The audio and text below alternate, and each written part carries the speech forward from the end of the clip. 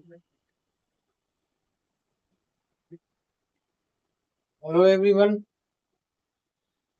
कैसे हो सभी विद्यार्थी। राम राम, जय श्री राम, राधे राधे। आप सब क्लास अटेंड कर रहे होंगे और जो डाउट है आप कमेंट बॉक्स में छोड़ सकते हैं। उसका सॉल्यूशन 100% होगा, है ना। यहाँ का यही सॉल्यूशन होगा। अपन बात करेंगे व्याकरण का इतिहास की बात कर रहे थे अपन। व्याकरण का इतिहास।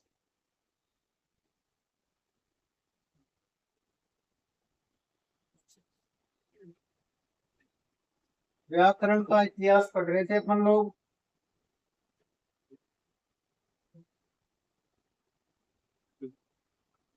व्याकरण के इतिहास में अपन ने पहले भाषा पढ़ी। और भाषा क्या है, भाषा की उत्पत्ति कैसे हुई, भाषा शब्द और टाप प्रत्यय जुड़कर भाषा शब्द बना, है ना। टाप का आशेष होता है, तो ये भाष धातु में जुड़कर भाषा बनाई, अपन ने बात कर ली थी। उसके बाद में अपन ने जो व्याकरण है इसकी बात कर रहे थे। संस्कृत व्याकरण की बात कर रहे थे। संस्कृत व्याकरण में अपन ने जो मत हुए या अपन ने परंपराओं की बात की। परंपराओं में अपन ने देखा कि व्याकरण कैसे निर्मित हुई। जो आज अपन व्याकरण पढ़ते हैं, व्याकरण, है ना, ये कैसे निर्मित हुई। पाणिनीय व्याकरण पढ़ते हैं अपन आजकल, तो पाणिनीय व्याकरण कैसे बनी, ये अपन ने बात कर ली थी। इसके बाद अपन आगे देखें तो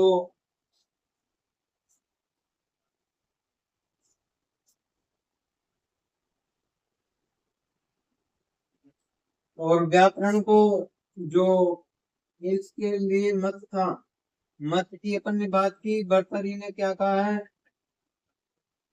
ना, पाणिनि ने क्या कहा है, इस सब की अपन ने बात कर ली थी पिछली क्लास में। तो अपन आगे चलते हैं।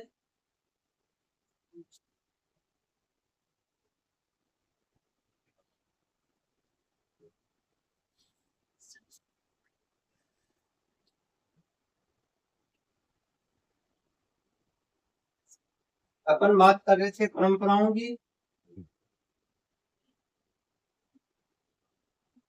परंपराएं अपन में दो होती है, वारस्पति परंपरा और माहेश्वरी परंपरा। अपन ने पिछली क्लास में डिस्कस कर लिया था इसका। और परंपरा में अब अपन एक एक जो इसका भेद है इसको लेते हैं, तो सबसे पहले आती है वारस्पति परंपरा।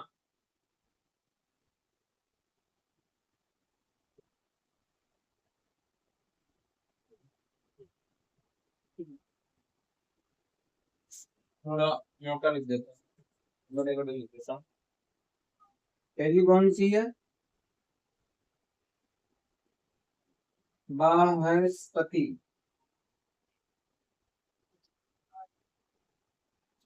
परंपरा।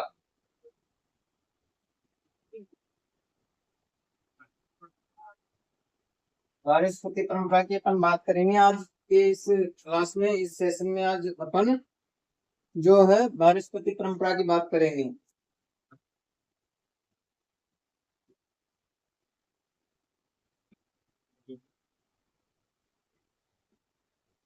इस परंपरा को अपन ने पिछले सेशन में भी देखा था कि ये पद, यह शब्द परंपरा है।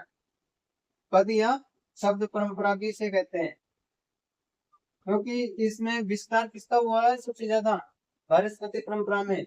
पद या शब्द का विस्तार किसमें माना गया है, वारस्पति जो परंपरा थी उसमें इसका विस्तार माना गया है।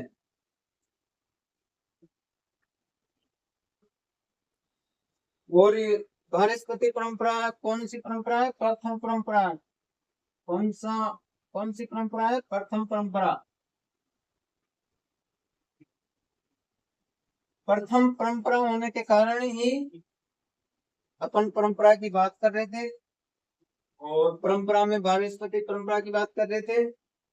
वानस्पति परंपरा जो है वो प्रथम परंपरा है, इसलिए इसी को आदिमा या आद्य परंपरा भी कहते हैं। इसी को प्रथम परंपरा या आदिमा या आद्य परंपरा भी इसको कहते हैं।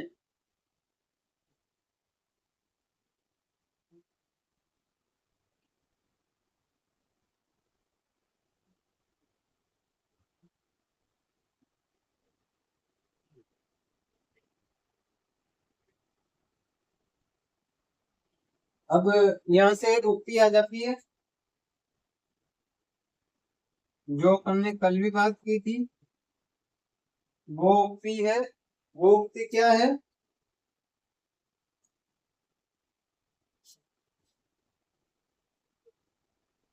ब्रह्मा प्रोवाच है। अपन इसको हिंदी में भी समझेंगे, सबसे पहले इसको संस्कृत में लिख लेते हैं। ब्रह्मा बृहस्पति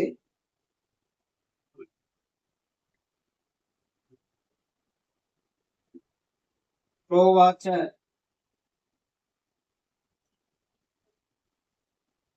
या फिर ये विद्यार्थियों, ब्रह्मा बृहस्पति प्रोवाच है। बृहस्पति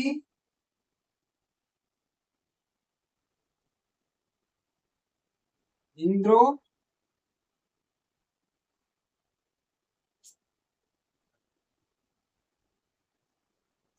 बृहस्पति इंद्रो इंद्र इंद्रो इंद्र ब्रह्मा बृहस्पति प्रोवाच बृहस्पति इंद्रो इंद्र है।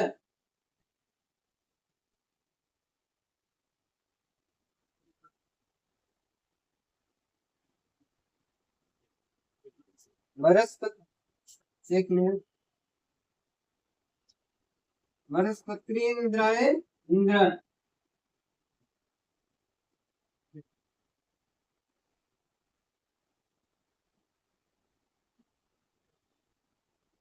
बृहस्पति इंद्राय इंद्र है।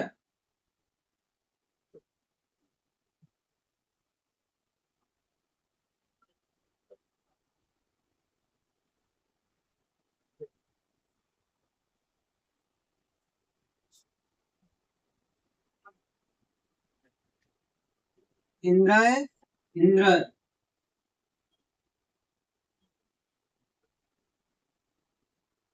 आगे देखो, ब्रह्मा ने बृहस्पति ने इंद्र को इंद्र ने किसको दिया था फिर ज्ञान? अपन ने कल भी बात की थी। तो भारद्वाज आए,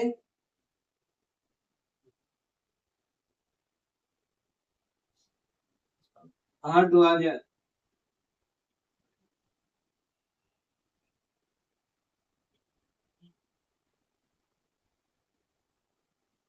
भारद्वाज एक मिनट, भारद्वाज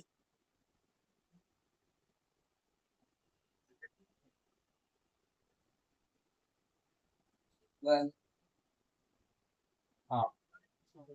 ब्रह्मा बृहस्पति प्रोवाच बृहस्पति इंद्र इंद्र भारद्वाजाय भारद्वाज है।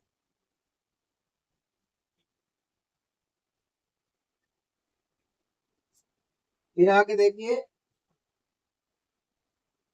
ऋषियों क्या लगा लियो, ऋषियों ब्राह्मण।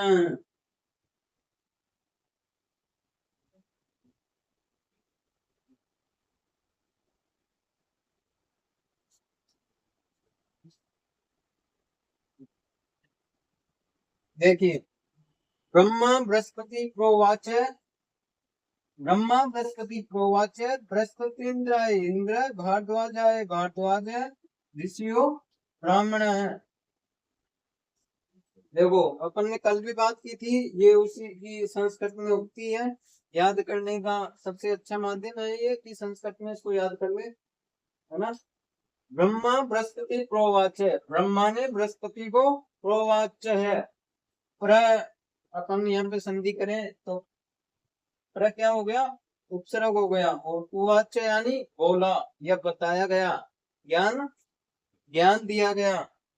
बृहस्पति इंद्राय इंद्र, बृहस्पति ने जो इंद्र है उसको ज्ञान दिया, और इंद्र ने भारद्वाज आए, भारद्वाज है भारद्वाज को, इंद्र ने किसको, भारद्वाज को, भारद्वाज आए। शब्द रूप में बात करेंगे अपन, और विभक्तियों की बात करेंगे, है ना। यहाँ पे कौन सी विभक्ति काम में ली गई है, इंद्राय भारद्वाज आए। अपन विभक्तियों की बात करेंगे तब बात करेंगे इसके बारे में। भारद्वाज आए ऋषियों, भारद्वाज ने ऋषियों को ज्ञान दिया, और ऋषियों से फिर ब्राह्मणों को इसका ज्ञान हुआ। तो ये नोट कर लो ये उक्ति।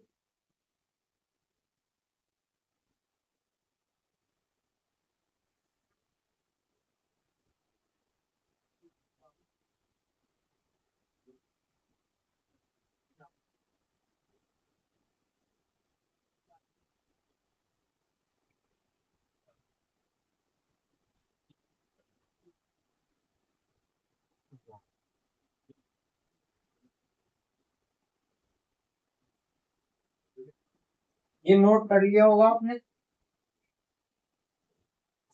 तो देखो, एक उक्ति और आती है इसी के बारे में, जो महाभाष्य में लिखी गई है। इसमें लिखी गई है महाभाष्य में। महाभाष्य एक बहुत बड़ा ग्रंथ है। महाभाष्य पतंजलि का एक बहुत ही अच्छा ग्रंथ है। इसका है पतंजलि का, अपन ने ये कल बात की थी, पतंजलि का महाभाष्य।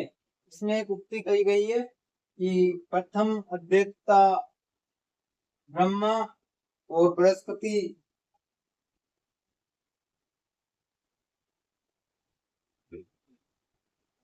बृहस्पति च प्रोक्ता ब्रह्मा च इंद्रश्च अद्वैता दिव्य वर्ष सहस्त्र मध्य काल, दिव्य वर्ष सहस्त्र मध्य काल जो है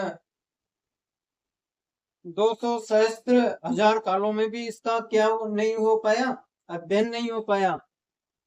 देखो लालियो, मैं बात कर रहा हूँ तो ये ब्रह्मा और बृहस्पति को, जो सबसे पहले ब्रह्मा को जो इसका ज्ञान था, इसका अपने व्याकरण का, व्याकरण एक बहुत बड़ा अपन ग्रंथ मान सकते हैं इस समय। इसको जो है धीरे धीरे ये प्रारूप में, आज के प्रारूप में कैसे डला उसकी बात अपन कर रहे हैं। तो देखिए इसकी उक्ति जो है वो मैं बताने जा रहा हूँ कि बृहस्पति प्रवक्ता, क्या, बृहस्पति प्रवक्ता इंद्राश्च अधीयता, बृहस्पति च अध्ययता दिव्य वर्ष हजार सहस्त्र हजार काल, जो है 200 हजार साल में भी इसका क्या नहीं हो पाया, अध्ययन नहीं हो पाया। शब्द प्राणाय प्रोवाच, जो है शब्दों का जो प्रायण है वो क्या नहीं हो पाया, वो इसको पढ़ नहीं पाए। मतलब कि इतना बड़ा ग्रंथ था जो ब्रह्मा ने बृहस्पति को ज्ञान दिया, और बृहस्पति ने जो इंद्र को ज्ञान दिया ना, उसमें भी सहस्त्र दिव्य हजार का सहस्त्र हजार लग गए, तब भी इसका क्या नहीं हो पाया, ये पढ़ नहीं पाए। इसको पूरा जो व्याकरण है इसको पढ़ नहीं पाए, है ना। आगे बात करते हैं। तो ब्रह्मा से बृहस्पति को और बृहस्पति से इंद्र को, तो अपन इसकी बात करते हैं अब बृहस्पति से इंद्र के बारे में।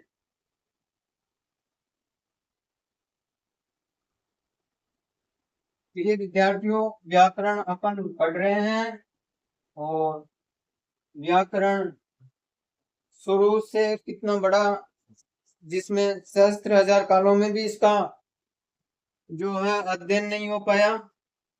सहस्त्र हजार दिव्य वर्ष 1000 सालों में भी इसका जो है पठन नहीं हो पाया, जो कि इंद्र इसको पढ़ रहे थे और बृहस्पति ने इंद्र को ज्ञान दे रहे थे वो।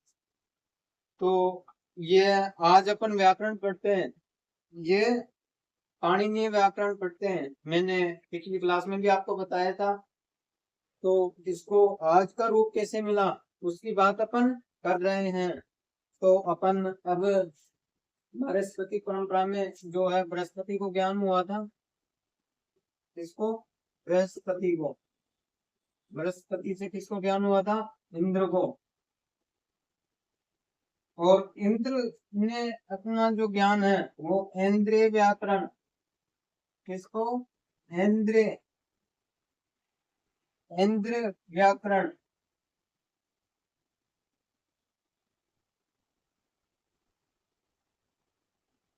बृहस्पति से इंद्र ने पढ़कर, क्या बृहस्पति इनके क्या थे? गुरु, प्रथम शिक्षक कह सकते हैं अपन। और प्रथम अध्येता यानी पढ़ने वाला कौन था? इंद्र। इंद्र ने अपने सूत्रों को समाहित करके एक व्याकरण बनाया, उसका नाम था ऐन्द्रिय व्याकरण। क्या ला लियो? इंद्र का था ऐन्द्रिय व्याकरण। अब अपन ऐन्द्रिय व्याकरण पर बात करेंगे।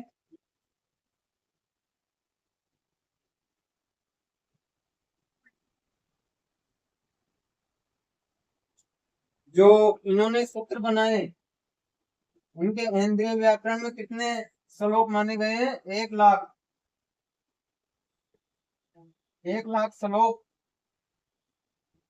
श्लोक नहीं सूत्र कह सकते हैं अपन। 1,00,000 सूत्र जो कि इन्होंने निर्माण किया।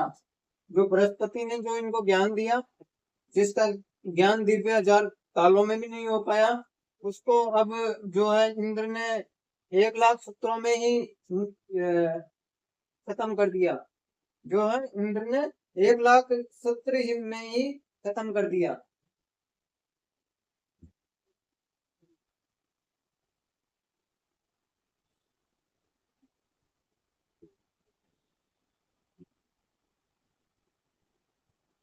फिर इसमें और भी इन्होंने जो है महत्वपूर्ण सूत्र है वो 25,000 जो सूत्र है ना, उनका निर्माण किया। ये 2500 ही है। 2500 इन्होंने सूत्र निर्माण किया। उसके बाद में पाणिनि आए। पाणिनि ने इन्हीं सूत्रों को 4,000 सूत्रों में समाहित कर दिया। सूत्रों में समाहित कर दिया।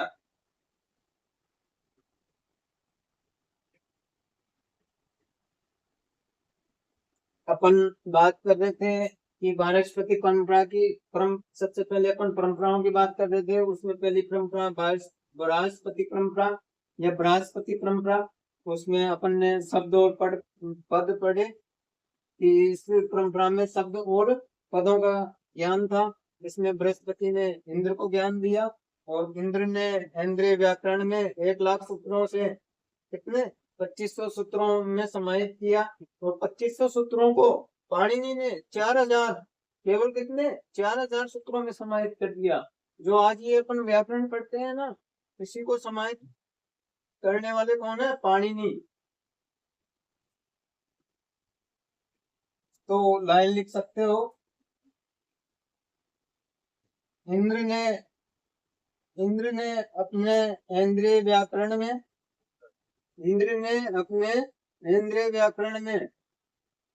1,00,000 सूत्रों को 2500 सूत्रों में समाहित किया। इंद्र ने ऐन्द्रिय व्याकरण में 1,00,000 सूत्रों को 2500 सूत्रों में समाहित किया। सूत्र बोल सकते हैं या नियम भी बोल सकते हैं अपन, है ना। सूत्र या नियम एक ही बात है। उसके बाद दूसरी लाइन लिखो। इसी ऐन्द्रिय व्याकरण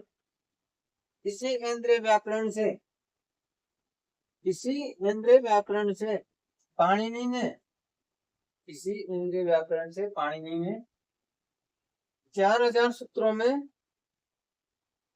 4000 सूत्रों में व्याकरण को, जब व्याकरण के नियमों को समाहित किया, क्या किया? समाहित किया।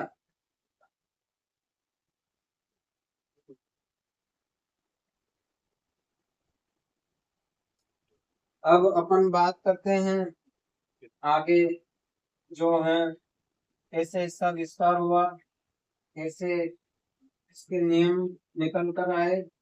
तो अपन पढ़ रहे थे वारस्पति परंपरा। वारस्पति परंपरा में अपन अब बात कर रहे हैं इंद्रिय व्याकरण की, इसकी इंद्रिय व्याकरण की। इंद्रिय व्याकरण जो किसकी थी? इंद्र की थी। इंद्रिय व्याकरण में एक ग्रंथ इनका है भोगदेव। क्या नाम है? भोगदेव।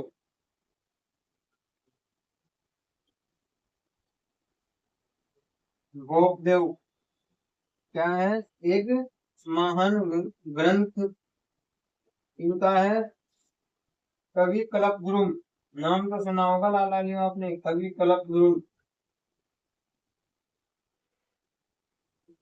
कवि कल्पद्रुम भोगदेव का जो है एक काव्य है, सॉरी, भोगदेव का एक जो है ग्रंथ है, उसका नाम है कवि कल्पद्रुम। भोगदेव ने कवि कल्पद्रुम जो है ये कहता है कि इंद्र है ना, इंद्र भगवान,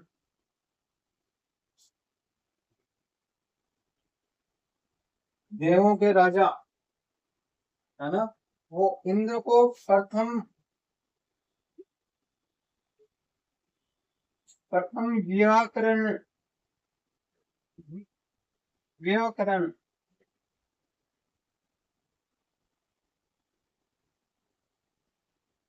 इसका ध्यान रखना है, शब्द का व्याकरण, व्याकरण नहीं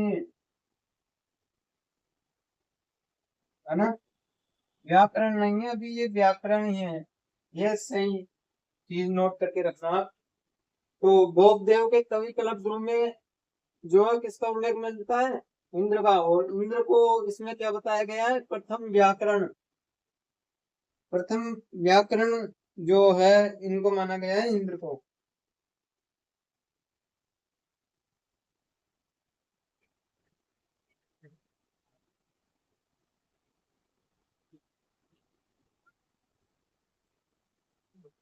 और जो ये इंद्रिय व्याकरण है, इसमें कितने श्लोक थे? 1,00,000 श्लोक। जो कि पाणिनि व्याकरण है, जो आज की पाणिनि व्याकरण अपन पढ़ते हैं, पाणिनि व्याकरण आजकल अपन पढ़ते हैं ना, आज के समय में वो 25 गुना थी। पाणिनि व्याकरण का 25 गुना था। कौन सा? इंद्रिय व्याकरण। कौन सा? इंद्रिय व्याकरण। अब अपन यहाँ पे व्याकरण लिखेंगे।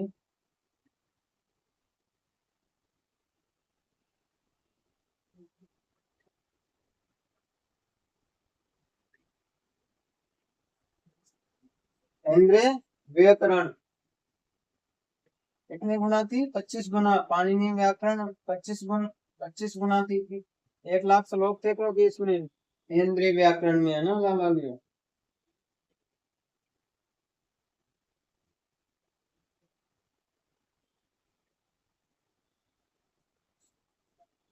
और इंद्रिय व्याकरण शीर्षक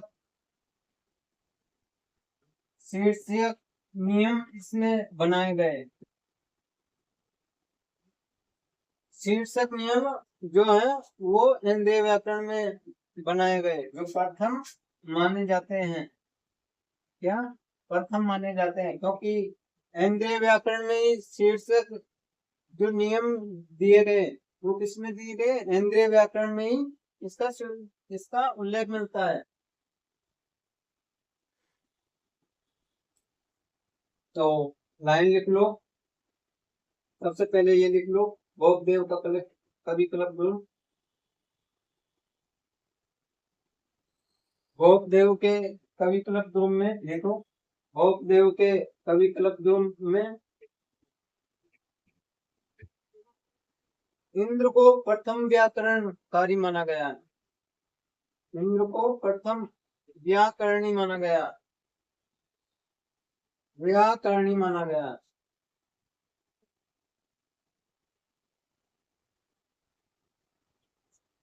दूसरी लाइन लिखो, इंद्रिय व्याकरण में, दूसरी लाइन लिखो, इंद्रिय व्याकरण में 1,00,000 श्लोक, डायरेक्ट लिख लो।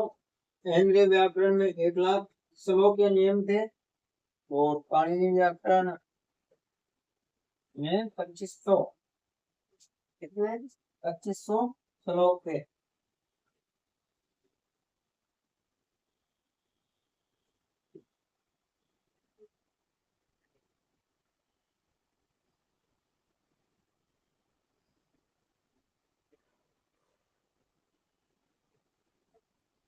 अब अपन इंद्रिय व्याकरण की बात करते हैं।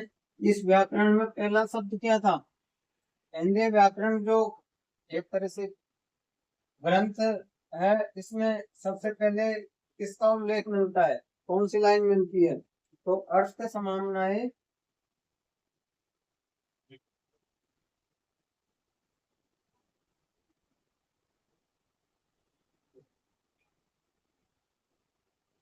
जो अपन इंद्रिय व्याकरण पढ़ रहे हैं, इसमें जो पहली उक्ति या पहला पद क्या मिलता है? अर्थ वर्ण,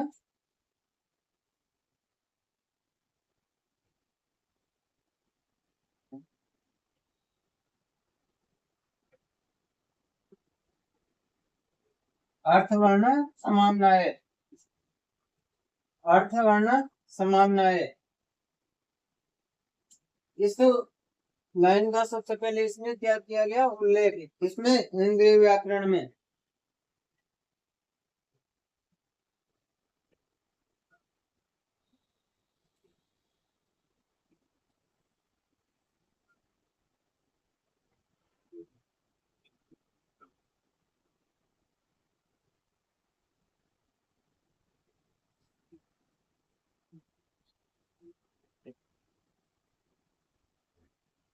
आगे बात करते हैं अपन, ये लिख लो, इंद्रिय व्याकरण में सबसे पहले जो उक्ति मिलती है वो कौन सी है? अर्थवर्ण समाम्नाय।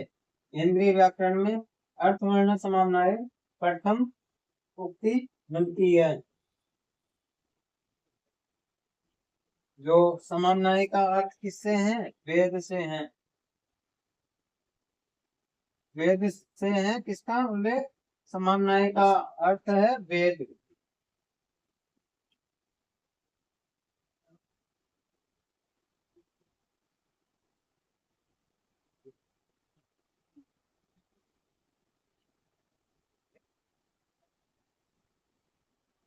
अब अपन बात करते हैं तमिल भाषा, तमिल भाषा। इसका एक ग्रंथ मिलता है, इसका क्या मिलता है? ग्रंथ, तोल्कापियम।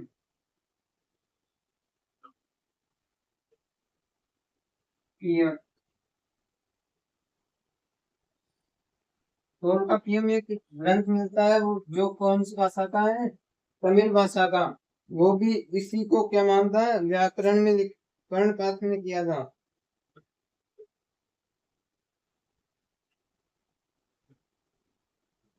और ये तोल्कापियम जो ग्रंथ है, ये ग्रंथ किसका है? करणी पाणनाथ का। किसका है? करणी पाणनाथ।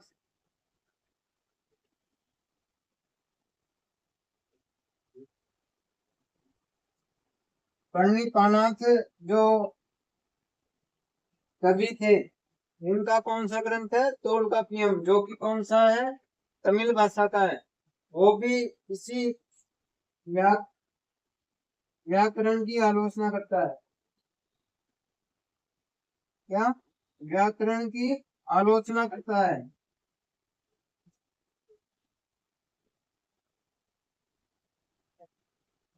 अपन पढ़ रहे थे परंपरा, परंपरा में बृहस्पति परंपरा आज अपन ने पढ़ी। इंद्रिय व्याकरण बृहस्पति परंपरा से इंद्र, और इंद्र से इंद्रिय व्याकरण चला।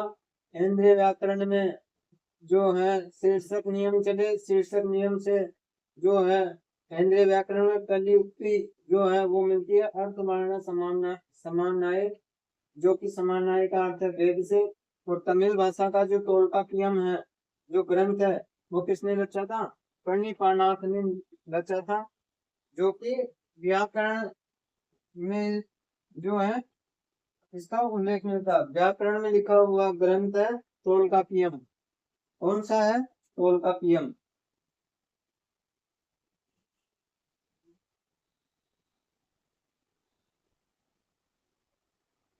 अब अपन आगे बात करते हैं।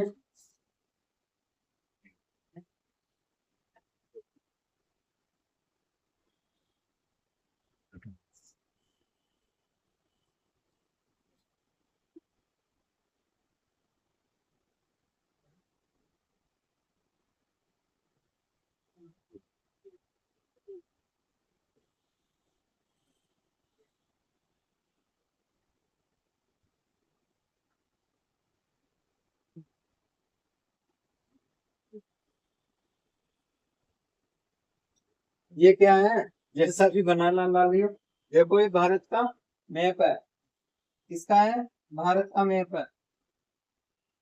और भारत के मैप में अपन केवल यहाँ जो है दक्षिण भारत की बात करेंगे। किसकी? किसी दक्षिण भारत की बात करेंगे। दक्षिण भारत में एक नदी बहती है, शरावती नदी। शरावती नदी प्राचीन काल की एक नदी थी। इधर ये शरावती नदी बहती थी। शरावती नदी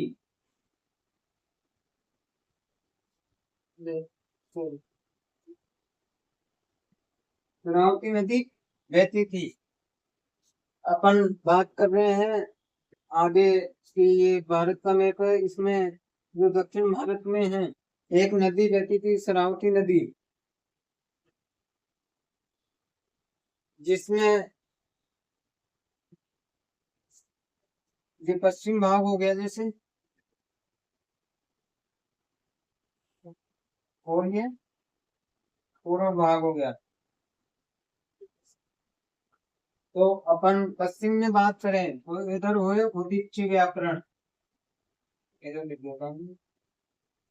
जो नदी के पश्चिम की तरफ थे, सरस्वती नदी के पश्चिम में जो थे वो क्या कहलाए? उदीच्य। उदीच्य व्याकरण ही कहलाए। और जो ये सरस्वती नदी है, इसके पूर्व में कौन से कहलाए? प्राच्य। कौन से व्याकरण ही कहलाए? प्राच्य। अपन व्याकरण की बात कर रहे थे, इसकी व्याकरण की। और जो पश्चिम में व्याकरणी हुए उनको उदीच्य कहा गया। और सरस्वती नदी के जो पूर्व में लोग थे उनको प्राच्य व्याकरणी माना गया। ये एक बार लिख लो इस सिटी से।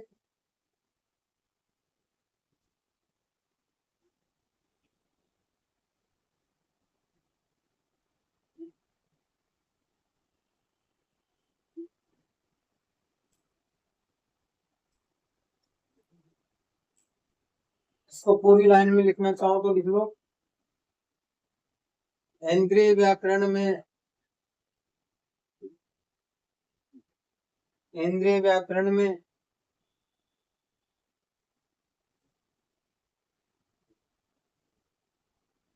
इंद्रिय व्याकरण एक प्राच्य व्याकरण था। इंद्रिय व्याकरण एक प्रा, प्राचीन ये प्राच्य व्याकरण था। दक्षिण भारत में सरस्वती नदी से पूर्व दिशा में लिखे गए व्याकरण प्राच्य व्याकरण कहलाए, जबकि सरस्वती के उत्तर में लिखे गए ग्रंथ उदीच्य व्याकरण कहलाए। ये भी मान सकते हैं अपन कि जो सरस्वती नदी है इसके जो पूर्व में लिखे गए उसको प्राच्य, और जो नीचे लिखे गए या साउथ दक्षिण में लिखे गए ये प्राचीन पश्चिम ये माने जाते हैं। कौन से? उदीच्य। केंद्रीय व्याकरण में पूर्व की ओर या उत्तर की ओर लिखे गए ग्रंथ कौन से हैं? व्याकरण कौन सी है? प्राच्य। और जो पश्चिम की ओर है वो कौन सी है? उदीच्य।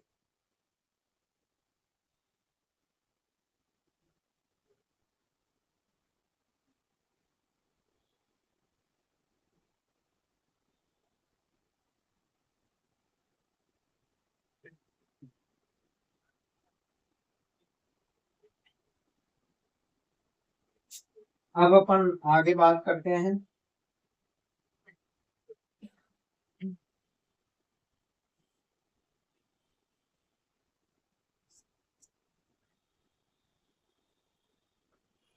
आगे अपन बात करते हैं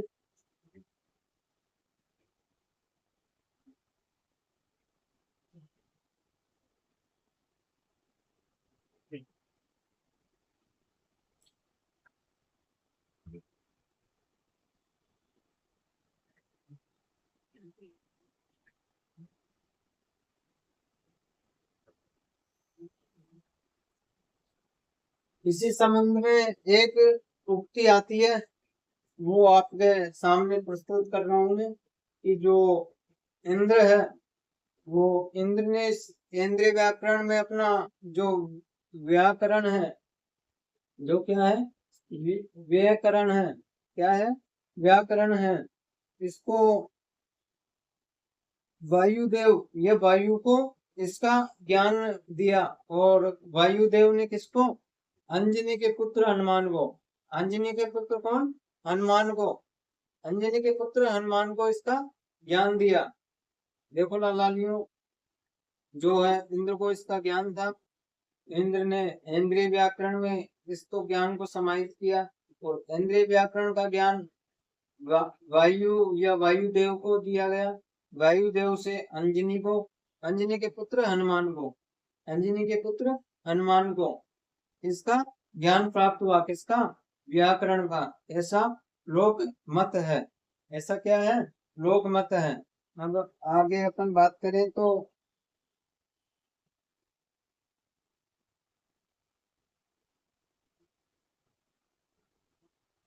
अब अपन बात करेंगे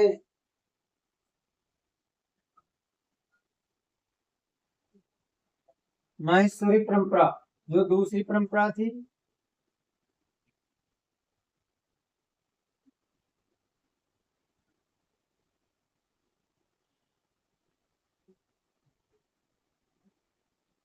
माहेश्वरी परंपरा की।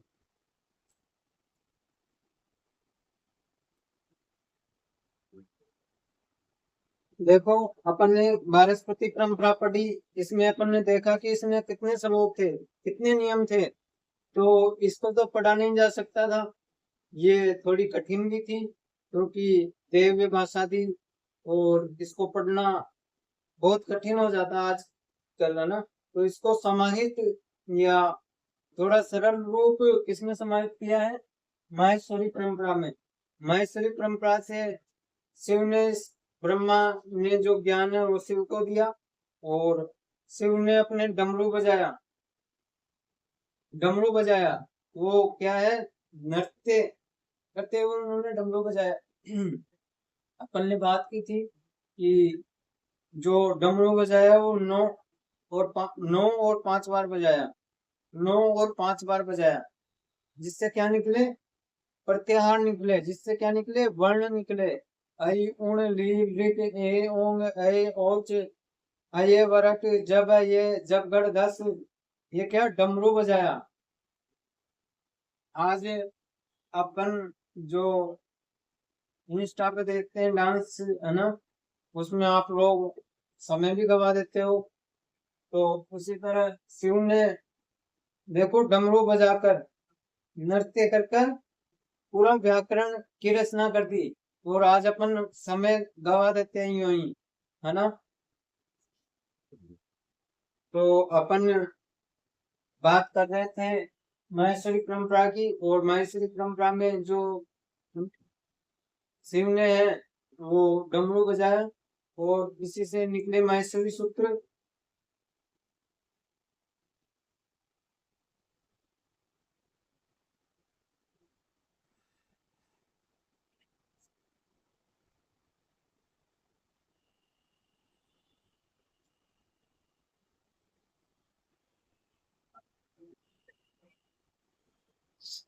हाँ, अपन बात कर रहे थे माहेश्वरी परंपरा की कि शिव ने जो डमरू बजाया और जो बृहस्पति परंपरा थी उसके नियमों को समझना बहुत कठिन था, इसलिए ये शिव ने डमरू बजाकर इस व्याकरण की निर्माण किया। इसका अब है व्याकरण। पहले थी व्याकरण, ये पढ़ने में थोड़ी कठिन थी। इसका सरल रूप ही क्या है, आज का व्याकरण है। ये सरल रूप ही क्या है, व्याकरण है। व्याकरण कठिन था, इसको पढ़ा नहीं जा सकता था वो संस्कृत में। आजकल तो अपन जो ये चल रही है संस्कृति, इसी को पढ़ने में वो थोड़ा कठिन है भाई, है ना। मैंने भी 2-4 लोगों से तो सुना ही है, कम से कम ज्यादा से सुना है कि ये जो है संस्कृत है वो पढ़ी नहीं जा सकती है। तो लालियों फिर इस व्याकरण को में आपका क्या होता और मेरा क्या होता इस व्याकरण में, ये तो पढ़ी नहीं जा सकती थी। जो कि दिव्य हजार काल सालों में भी इंद्र ने पूरा नहीं कर पाया इसको। जो ब्रह्मा ने ज्ञान दिया इंद्र को, अपन ने बात की थी अभी, कितना बड़ा व्याकरण था लालियों ये, है ना। इतना बड़ा व्याकरण था कि दिव्य हजार सालों में भी इसका अध्ययन नहीं हो पाया।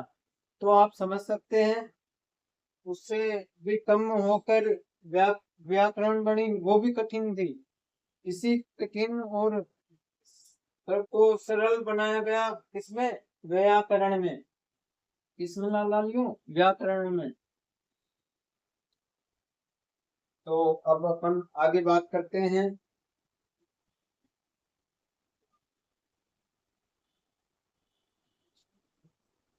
मैसूरी परंपरा जो है ये दूसरी परंपरा मान गई है, इसलिए इसी को अपन करके देते हैं अपरा। अपरा या दूसरी, दूसरी परंपरा। प्रिय विद्यार्थियों, मैसूरी परंपरा को क्या बोलते हैं, अपरा या दूसरी परंपरा। अपरा परंपरा किसको कहते हैं, मैसूरी परंपरा को ही।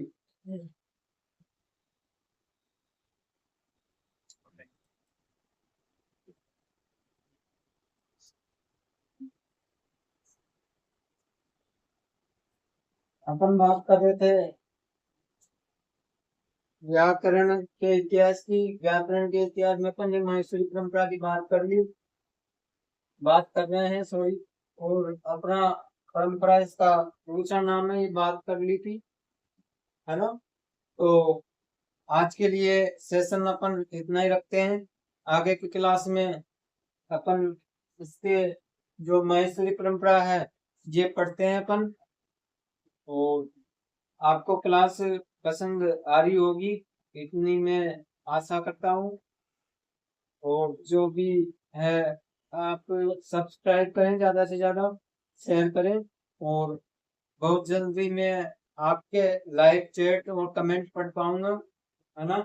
मैं लाइव क्लास लेने वाला हूँ आपकी, जो है आप लाइव जो है डाउट सोल्व कर पाएंगे, है ना, इस क्लास में। तो ज्यादा से ज्यादा सब्सक्राइब करें। Thank you class.